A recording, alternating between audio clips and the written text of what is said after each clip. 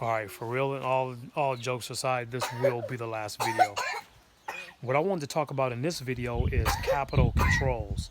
There are some serious capital controls in place. If you are wiring money from overseas, like back from the US to Malawi or anywhere else in the world, there are limits as to what you can send from the United States into another country, and then that country has limits as to how much you can receive from your home country or from another country you're coming into.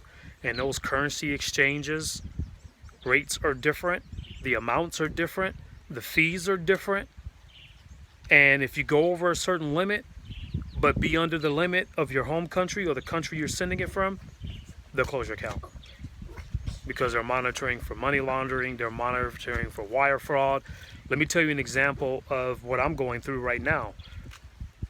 Google picks up on my phone, my iPhone and my Android, that I'm in Africa. Yeah, they know. When your phone hits those cell towers, they know you're in Africa, they know you're in another country, they know you're in the Philippines or wherever you are. My bank cards has my address and zip codes and everything else attached to it. Even my prepaid visas have my addresses attached to it. So when I have these multiple addresses from being in the US or being in the Philippines or being in Malawi, whatever the case may be, what Google does, it tells the wire transfer companies, wait a minute, this guy's addresses are all over the place, or the addresses that he's using are all over the place. This might be fraud, this might be money laundering, or this might be something fishy. What they do is they stop your account. They ask you for a whole bunch of documentation, like copies of your driver's license, your passport, and everything else.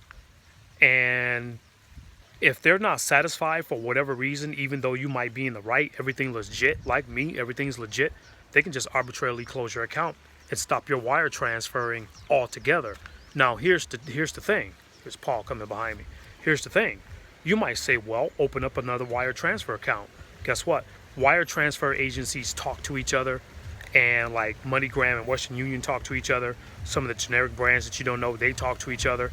Once they have your name in the system or whatever the case may be, they shut you down. You can't do any wiring. So you got to have consistency in your addresses and all of that stuff, your banking information and all that good stuff. It's just something I didn't know, something I found out the hard way, and it can put a gridlock on you if you don't have a backup plan.